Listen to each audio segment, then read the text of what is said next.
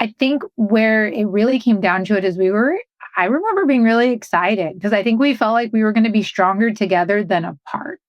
And, buying a home was a big deal, and Court brought a little bit more money into that transaction when it came to the down payment. But my income also helped contribute to that. And so I remember, even though we were a little bit uneven in the footing in the initial investment in the home, I remember it feeling very fair and level. And I think for me, it was just, we're stronger together than we are apart. And we wanted to get that started as early as possible. Yeah, it's not our first rodeo. So we're very in tune with one another, and we're comfortable talking about our finances and know what our spending habits are and what's important to us.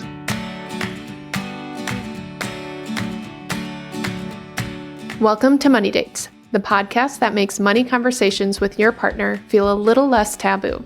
I'm Natalie Slagle, a certified financial planner, and I'm joined by my husband and business partner, Dan Slagle, also a certified financial planner. Say hi, Dan. Hello. In each episode, we'll share honest stories and practical tips to help you and your partner feel more connected and confident on your financial journey. So grab your drink, get comfortable, and join us for our Money Dates. Today on Money Dates, we sit down with Court and Heather. Court and Heather are a married couple with a fun, energetic 2-year-old. Court and Heather are in their second marriage and have decided to manage finances differently this time around. They combine their finances, something we see reluctance to when it comes to a second marriage. Court and Heather are also in their peak earning years. They share how they avoided lifestyle creep despite having such an increase in income over the past few years. Court and Heather, welcome to Money Dates. Thank you. Excited to be here. Good to be here. Heather, Court, we want to hear from you. What do you do for work? What keeps you busy after work? Heather, why don't we start with you? Yeah, thanks, Natalie. I'm a director at a financial technology, or fintech for short, company. We specialize in lending and new account software to power banking experiences for small to mid-sized financial institutions. I've spent my entire career in retail banking in some capacity. And about 5 years ago, I took a detour from the credit union space and entered into fintech. When I am not working, I will say you can find me doing one of three things, and that's eating a snack, taking a nap, or reading a book. If I'm not actively trying to maintain the status quo and happiness for my toddler. Yes. And that is a big, tall ask. Sign me up for your top 3 hobbies, like snacking, number 1. That's amazing. Quick follow-up question, Heather, what book have you read or are you reading right now that has been a good one for you? Oh my gosh, so many. I just finished a brand new book release called This Story May Kill You. It was a little bit thriller, a little bit mystery. And I did recently hear that Sarah J. Maas is coming out with 2 new books in her series. So I actually just started listening to book 1 on audiobook so I can do a bit of a reread. I didn't love that series. And so I'm hoping by doing it on audio and trying to get hyped for the new releases, I might enjoy it a little bit more. Oh, that's great. I know. I'm so pumped for that. I'm very, very pumped for that. We'll just leave it at that. So I don't have a whole tangent about that book series and how someone needs to pick it up. It needs to turn into a show or a movie. Okay. Anyways, going on to you, Court. Tell us a little bit about, your work and what you're doing after work. Yeah. So I work for a global supply chain company. I've been involved with the supply chain throughout my professional career. I like working with people all over the world. And I work on their product team focused on our customers' digital experience. Like Heather, our 2-year-old keeps us very busy, but it's a really fun age right now. Lots of new things. Outside of work, I like to lift weights. I watch a lot of Portland Trailblazers basketball. I like to do some video gaming to kind of zone out from the workday and fatherhood at times. Just go into your pretend world. Yes, exactly. A world different than the professional and personal life. Well, thank you so much again for being on our show. We're excited to chat with the two of you. I know, we've had conversations prior to this recording about just the two of you having a marriage before the two of you were married. And one thing that you've shared that I was like, oh, this would be really good to chat about on the podcast was how you two have decided to attack your finances collectively, right? So you look at it cohesively. And from our professional experience, when we've worked with, whether it's couples or someone who's not partnered, talk about their money after a marriage, post-divorce, there tends to be this, oh, I'll never do that again. I'll never commingle. Like I've seen that be more common than the approach the two of you have, where you're like, it just seems like you approach it so well together. So could you just give us some background about maybe what led you to deciding, hey, let's merge our finances and work on this together despite your past relationships? Mm-hmm. Yeah, I feel like for me, my first marriage actually really informed how I am with money in my marriage to Court. I got married pretty young, so I think I was 26, but we had been together for about 7 years before that. And so I was the primary money manager. And so when we split up, that individual had no idea what bills we had, what our income looked like, what our expenses were, how to go pay the bills. And we owned a home together and they kept the home. And so I helped them refinance the home and put it into their name so that they could comfortably, maintain the payment and not have to move. But I also really felt like I was in a position of having to educate them on how to pay bills once I was gone. And that was a bit of a shame on me situation. And in the beginning, I really liked it. I liked being in control. I liked making sure everything was paid and taken care of. But then over the years, I definitely grew a little bit resentful around that arrangement because on the flip side, I was the one shouldering all the responsibility and the burden for the financial household. And I wasn't earning as much money as I am today. And so there wasn't as much to go around. So that at times could make things a little bit uncertain. And so I knew in any future relationship or marriage that I really wanted to be on equal footing with my partner, and not just for my benefit, but for their benefit as well. And so that was something that I was always really interested in talking about as I dated beyond that and, had different partners. And I've always felt like I was closer to and had a more comfortableness, I guess, or more of a comfort talking about money just because I worked in money. Like I saw people's bank accounts all day. I would see their credit reports. I knew their debts and their assets. And so I definitely had a comfort that not a lot of people possess, but it's always a curiosity that I have too of what does your financial picture look like? I think that was something that Court and I really started talking about pretty early on, because I was really clear that I wanted to be on the same page when it came to that topic. Yeah. Well, and I'm sure your previous partner was really grateful that you took that time to educate them, because I feel like when you're splitting up, I don't know. I mean, my past relationships, I would have been like, see you later, figure it out yourself. So, I mean, that was really kind. And sometimes I feel like we hear a lot about people who are like, oh, I got access to this money and I know nothing about it. But we don't always hear from the perspective of, well, I was actually the one who knew everything. And I decided to educate my partner, even if we were deciding to go separate ways. So that must have been just kind of an interesting way to go about it. Court, what about for you? What was like your relationship with money first with your partner? I think we were both on similar fronts.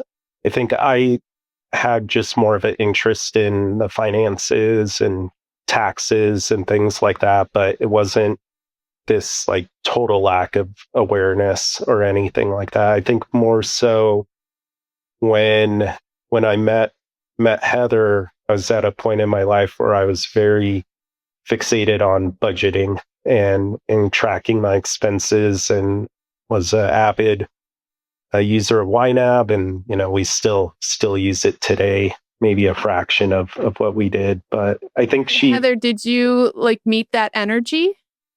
No, I hate budgeting.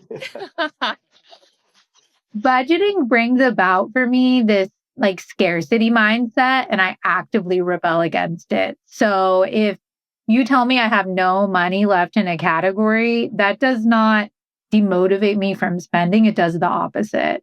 And so that actually has been something that's been a very interesting dynamic between Court and I, is he's very motivated and very committed to a budget framework, whereas I'm not. So over the years, we've had to figure out how do we blend that together in a way that gets him what he needs, but also gets me what I need, so that it's not a stressful or a negative thing for either of us. And instead we see it as a tool. But no, it took me a bit to come on board with him. And I actually have some very like vivid core memories, core of like our old apartment and sitting there and like looking at your budget and looking at my budget. What came of those conversations when you were like cross-analyzing each other's budgets? That's a good question. I think like it was a really interesting time too, because I had just sold the home that I owned by myself. And so for one of the first times in my adult life, I had a lot more income compared to expenses than I had previously, because when I got divorced, I became a single income household and I eventually bought a home again on my own. But I definitely just didn't have as much at the end of the month after my expenses as I would have liked. And so when I moved in with Court, my expenses were slashed greatly because of that simply. And then I just didn't have a lot of expenditures. So that was when I really felt like for the first time I could actually actively save towards some sort of a goal, like buying a home with Core or taking a trip. Whereas before I'd always spent very differently than him. So I think that he's always had a lot of cash to make the purchases, and I would always float them a little bit more with like a credit card or something. I'd always pay it off, and that was never the issue, but I never always had the money up front. I think that was something I always really liked about Court. And I wanted to get closer to that because I really liked his style, is he didn't really use debt so much to keep his lifestyle moving. Instead, it was a tool that he used in other ways. Yeah, I think too, like that, having those early budget conversations or just showing Heather, hey, look at my budget, look how I'm doing, look at this category I created. I think it started the topic of being comfortable talking about finances even early. I don't know when it started in our I do. It was August. We had been dating about 6 months. And I remember Court got into YNAB, which if you don't know, it stands for You Need a Budget. And they've got their own philosophy behind budgeting, but they have a really slick tool. And we've subscribed to it now for 6 years. But I remember because his friend got into it, so he did too. And then I also, again, wanted to try and, be better with my money. I was inspired by him. I'm like, oh, here's this great guy. And like, he's got it together. And like, I have a little room to improve too. So I'll try what he's trying. So that was really early on. That was like barely 6 months in. And you hadn't joined finances at this point. No. So Heather, did you create your own YNAB? Yeah. And did you keep up with it? I have ever since. And then we combined everything. So that would have been August 2019. And we bought our home in June 2021. And we combined our finances right around then, because that was important to me. If we were going to buy a home together and we knew we were heading towards marriage, that we combine our finances. And so, yeah, we probably managed them independently for about 2 years from that point before we combined everything.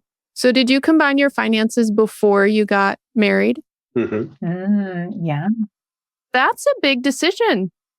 I feel like we chat with people all the time who've been married for 3 years and they're like, we still haven't really like looked at each other's finances. And I obviously from my seat, I'm like, how have you not? But I mean, at least look, you don't have to combine things, but that's a really purposeful decision. How did you come about? I think you kind of alluded to it, Heather, saying, well, if I'm going to buy a house with you, I want to know what's going on financially. Was that it? Or was there more? Can you talk to me about that decision to combine prior to being married? Well, I think for me, one of the things, like looking back to, you've been married before, you didn't have a lot of reluctance. That's surprising. I think the one thing that was, really wonderful for both of us, and Court, I don't want to speak for you, but we had very amicable divorces. And neither of us were left with any bitterness or any trauma surrounding those separations, the financial aspects of it.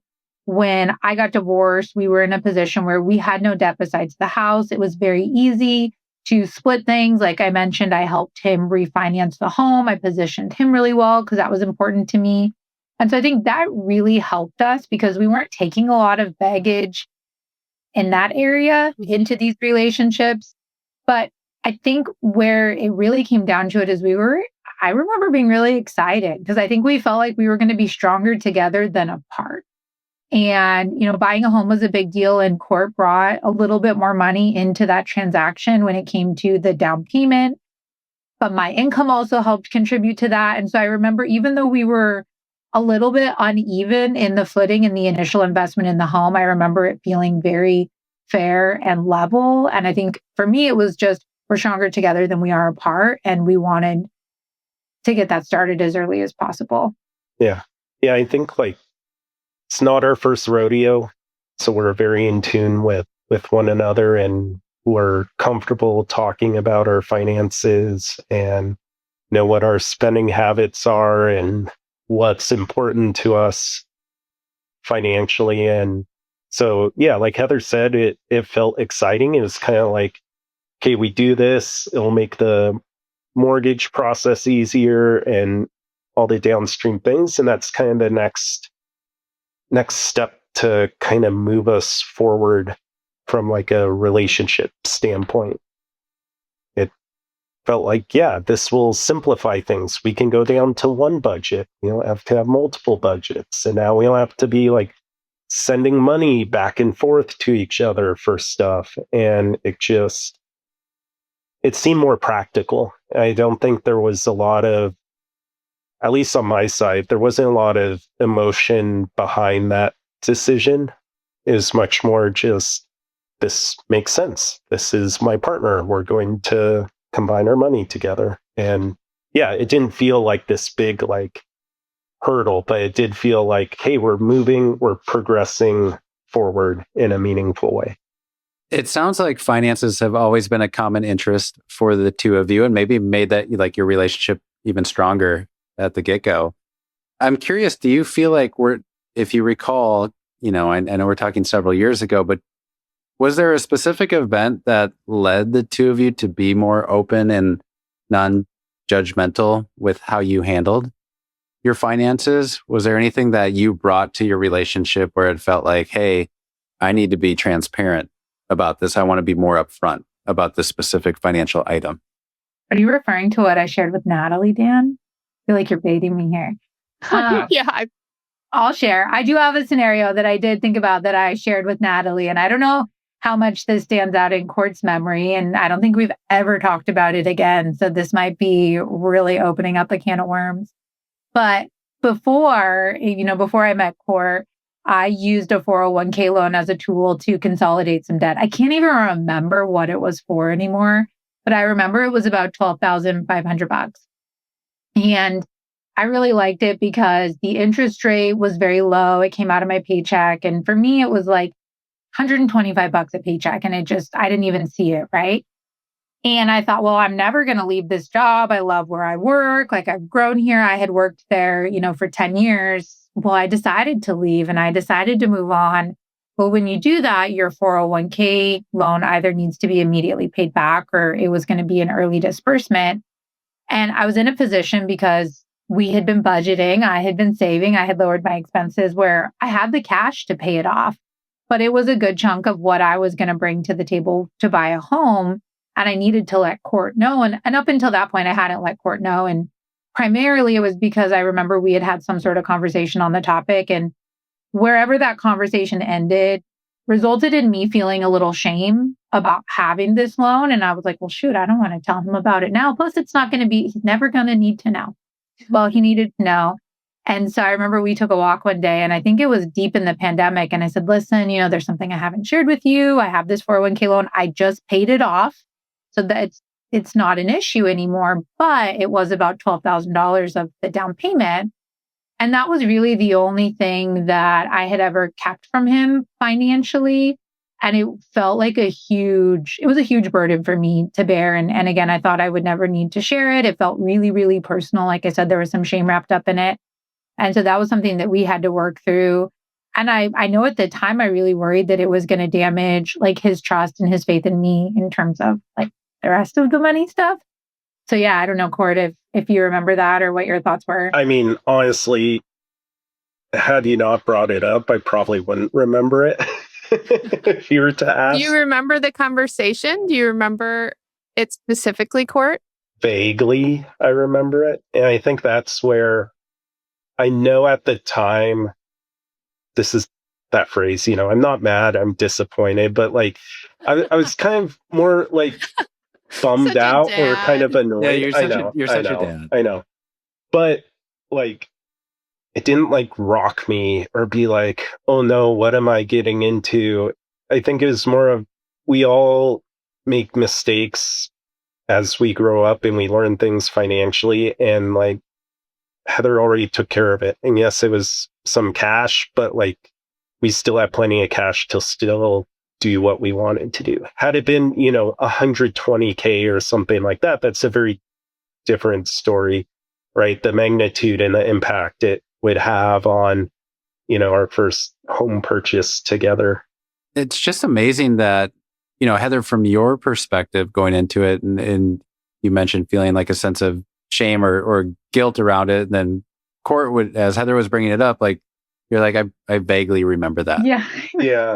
Like it's just so interesting, some of these feelings that we have and how good it feels to be open about certain aspects that of whether it's financial or not within your life. Do you feel like this was a point in time where it allowed the two of you to be more open with each other and non-judgmental about how you were handling your finances? I think so. Yeah. I mean, I think there's something to say, like Court, you were saying this earlier about like you two have just, kind of from the get-go, you've been open about your money. But there's a lot of people that they have a great relationship, whatever great means to them, but it's still really difficult. Like money could be the thing that's difficult to talk about. Like, what is it that the two of you have, whether it's your personalities and how they mesh? Like, what do you think about your personalities or your knowledge around finances? What is it that makes talking about money easier? I don't know if easy is the right word, but you know what I'm trying to say? Like, what makes it this more positive experience than maybe what some other couples deal with? I've always enjoyed just reading about personal finance. I remember many years ago, I was very interested in Dave Ramsey. And so I would like watch his show and listen to the call-ins and read his books. And then over the years that evolved, and I, really enjoy the personal finance subreddit. And there used to be this, it's still out there, I just don't read it anymore, but it was called Money Diaries. And it was like an online, people would submit like their spending and their life day by day in money. And I always really enjoyed seeing like how much people make, where they spend their money, what they choose to share about it. So I think for me, it's always just been a morbid curiosity. Like I want to know how much people make and how much they spend and how much debt they have. Like I wish that there were just like little tickers above our head and I could be like, oh, look, there's Natalie. She makes $20 an hour or whatever. I don't know. I just think it's really fascinating because a lot of times you really can't judge based on somebody's lifestyle. I've seen people over the years at work that come in, and if I were to judge them, I may think that they're like a high earner or a low earner or whatever the case is. And a lot of times you're wrong. And so I think for me, it's really just been a curiosity more than anything. But I've also seen growing up how money can be very damaging when used incorrectly or when you don't have a lot. And so that was something that I always took with me into my adulthood was, I wanted to have a good relationship with money, primarily meaning like I always wanted to make sure my bills were paid on time. I think that was something that was really important to me. And so I think that that's just fed into just like, I'm curious. And I think Court, if I had to assess, he's had a really healthy relationship with money growing up. Like, I think that he had a lot of stability and he's seen a different way that it can be used than I saw growing up. And so I think for him, it's not quite as emotional as it still is for me. And so he has a comfort talking about it because it's never been really much more than just like an objective tool that he uses within his life. Yeah, I think for me, it's always been an interest. Like I was in the finance club in college and did finance internships and thought, yeah, maybe I'll go do finance. But then I liked supply chain. So I've always had an interest. I remember, I got my first job as early as I could when I was 16, because then I would get my own money and then I get to file my own taxes. I remember doing that early and just, Wait, that was one of the leading reasons you went to get a job at 16 was so you could file your own taxes? But that was part of it. Like I had to then file taxes. But for me, I got to get a job that gave me my own money that I could spend on Subway or teriyaki or whatever. And I was like, oh, I like having this money. But then you don't make a lot in high school, and then you start having to figure out, okay, well, I want to get XYZ. Now I got to start saving some of that money, but then you want to start spending it on friends going out to eat or something like that. So I think early on, like Heather said, I was fortunate to be very comfortable growing up. I was fortunate to be able to go get a job at 16, but then having that kind of my own income at an early age, I think helped me be comfortable with it and think about how I want to kind of allocate that money that's coming in. Because there were definitely times when through college and right after college that it was really tight on my own, right? And I wanted to do a trip, I couldn't do a trip and all that kind of stuff. But I think for a lot of things, it costs money. We both like to travel. We both like to go out and eat. And I think us being comfortable with one another talking about money enables us to do those things. And so when we do go out to eat or when we do travel, we don't have any guilt about money that we're spending while we do that. And that's really worth it to me. What I'm hearing from what the two of you just shared is that before you can have a good relationship with money with your partner, you kind of need to have a good relationship with money in yourself. Like the two of you were just kind of sharing like your own individual experiences and how you tried to make a healthy journey with money, which I think a lot of folks have. Everybody has a different experience with money and different scenarios impact people differently. And you two, it seems like, have very intentionally chosen to like tackle this form of life. Like we can't avoid it. Everyone has to deal with money. And so how can you deal with it with someone else if your own relationship to money isn't right or isn't set up the way that it needs to be? So I really appreciate that perspective. And then coming together and finding someone and it's like, oh my gosh, you use YNAB. You are a smoking. Love that. I know. I was thinking about when Dan and I were dating, and when Dan and I were dating, we commingled our money. I think before we were married too. We were living together, and sorry, mom and dad, and we were living in sin. We were living in sin. That's right. And let's say we had $1,000. We'd be like, okay, we have $1,000 to spend over the next 2 weeks, and then I would email him all of my predictions. Okay, we'll probably spend $300 on groceries and $200 on gas. And I would be like, okay, we really only have like $287, Dan, to spend on things that aren't planned. And the fact that he would respond to me and be like, okay, sounds good, instead of like, you are crazy, which I don't know if that approach is something Dan found attractive. I think Dan has always learned from me to just be along for the ride and just say yes. Just say yes. Just say yes. But those are like initial signs. Yeah. And, your ultimatum, like Heather, it sounds like Heather, your ultimatum with Court was you need to use YNAB.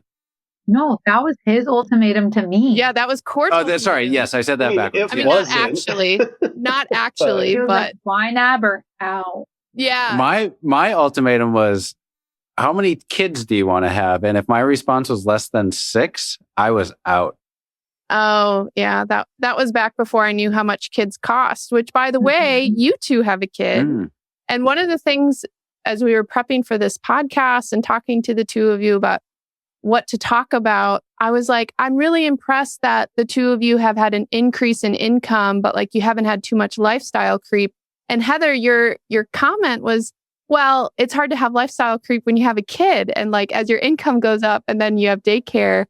But I think that's still a choice in a way. I know. I was thinking about that after I said that. I'm like, well, but it is lifestyle creep. Because I was like, oh, I remember when we started getting a daycare bill, and it was like $2,400 a month, the first one. We had both just had some sort of a change in our income that absorbed a good chunk of that. And I remember thinking like, wow, great timing. Like, look at that. Like, we don't have to worry. But that is creep. Like, it's something that we obviously wouldn't change. And it's very different than like the conscious choice to like go buy a new house because you're making more money.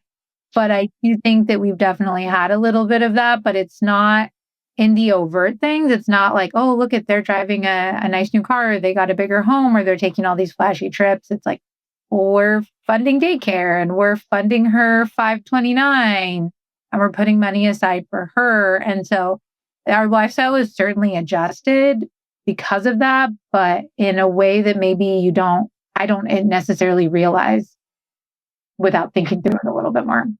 Court, what would you agree or disagree to that?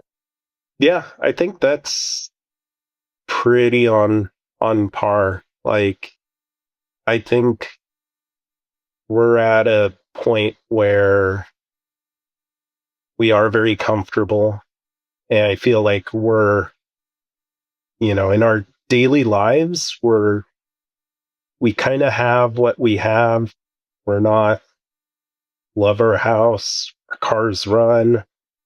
And yeah, mostly with the kid, that's a lot more expenses, but it's your kid. You're gonna pay what you need to for them to have the best life they can. And so it doesn't feel like maybe traditional lifestyle creep that you hear, kind of like Heather saying, where, okay, well, Heather got a big raise, let's go buy a new Mercedes or Porsche or something like that. Let's go get vacation home or something like that, right?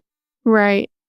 Well, I think the lifestyle creep for the two of you was that you were able to afford daycare, which, like, let's be honest, that's on the gross end, you would have to make $40,000 to afford 30 grand of daycare.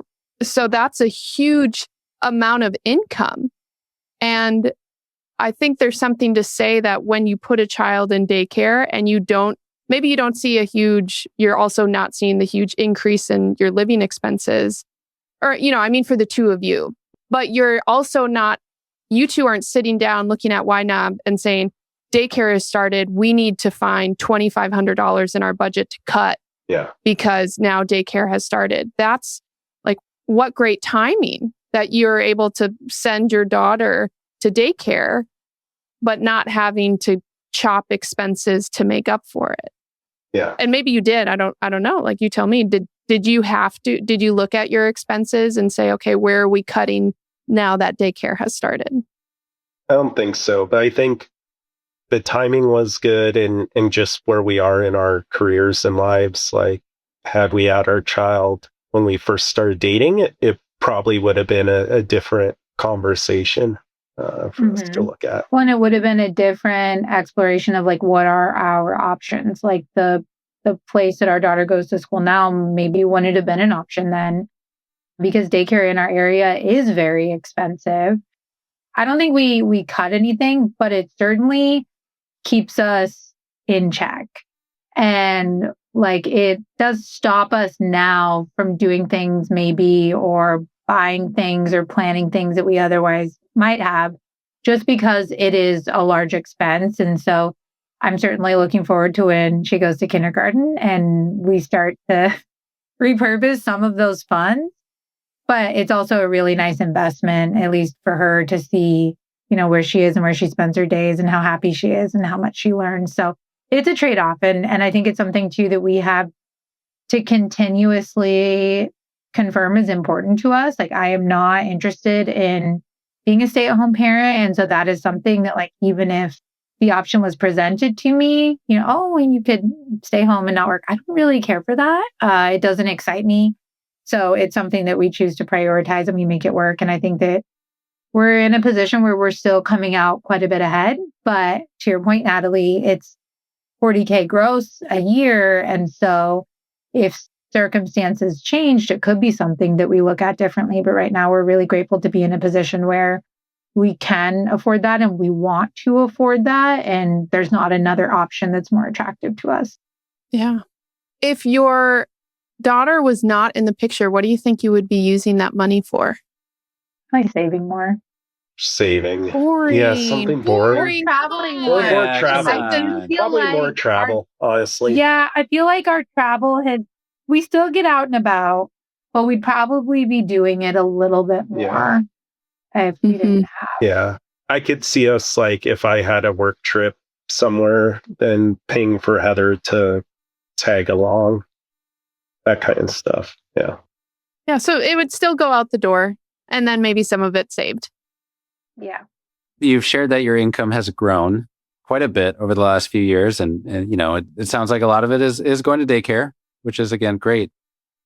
I do feel like there's this, like, I'll call it myth of, like, when our kids get to 5 and they go to kindergarten, that life is going to become less expensive because we don't have daycare costs. It is. But I have been told from older parents, and they're just crushing our dreams, because Natalie and I also have an almost 2-year-old.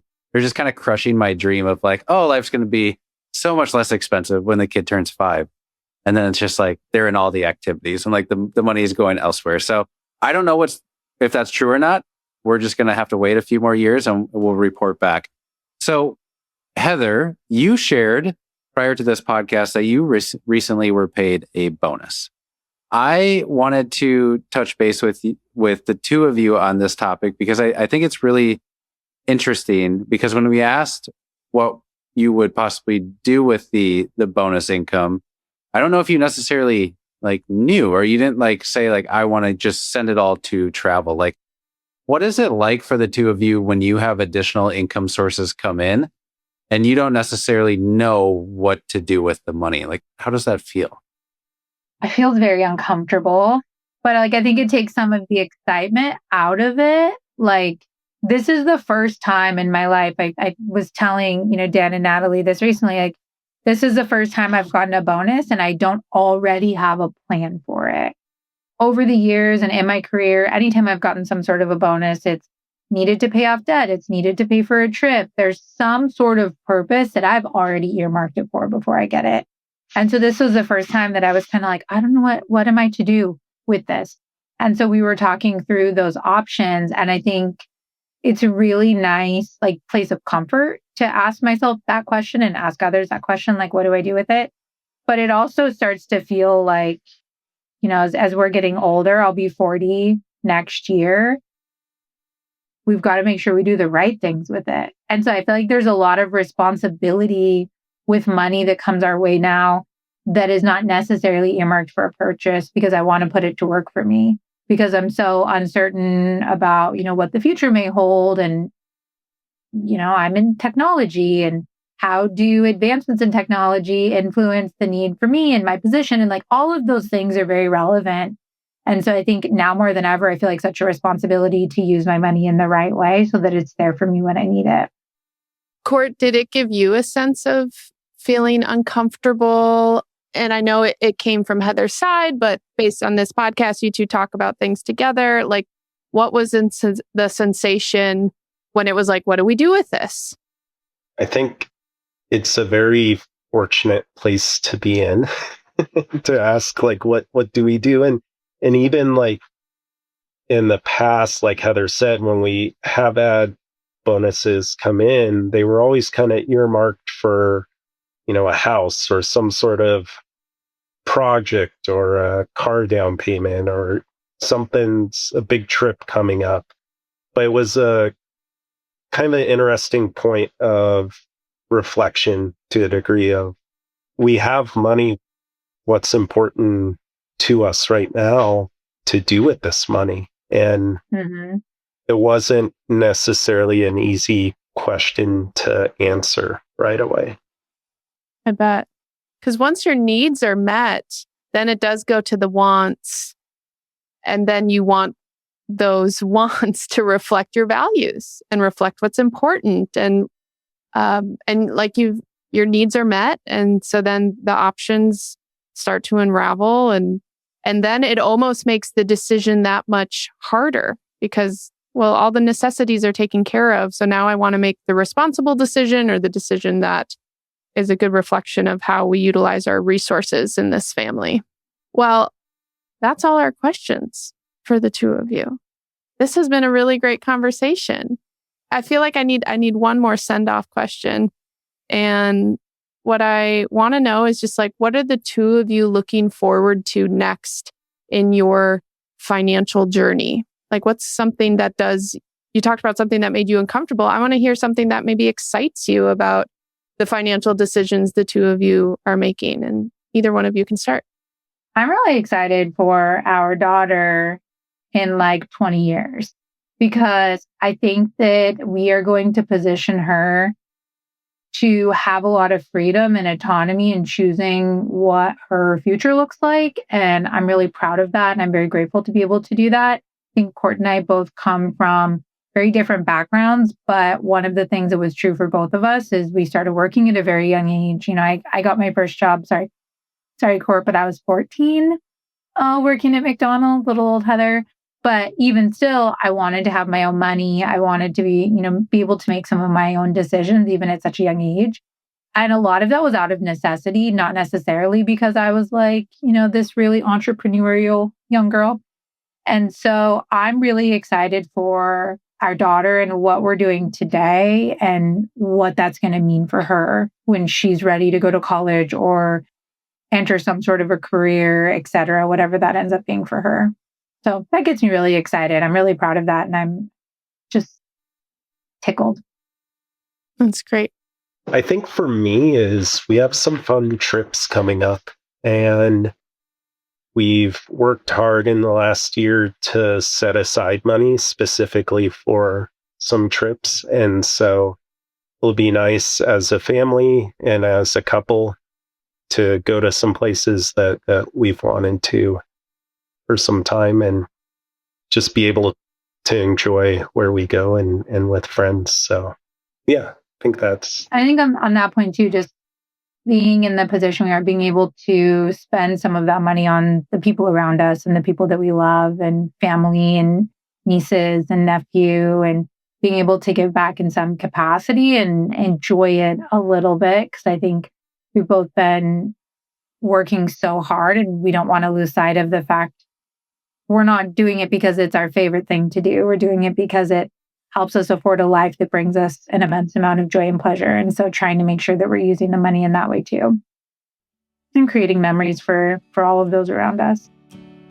I love it. Heather, Court, thank you for joining us today. Thank you. Yeah, thank you. Hey, if you've enjoyed this episode and are looking for personalized financial guidance, schedule a free complimentary consultation using the link in the description below. Natalie and Dan Slagle are the founding partners of Fuse Financial Planning, a registered investment advisor. The information provided in this podcast is for informational purposes only and should not be considered investment advice or a recommendation to buy or sell any securities. Investing involves risk, including the potential loss of principal. Advisory services are offered to clients or prospective clients where Fuse Financial Planning and its representatives are properly licensed or exempt from licensure. For more information, including our disclosures, please visit our website at www.fusefinancial.com.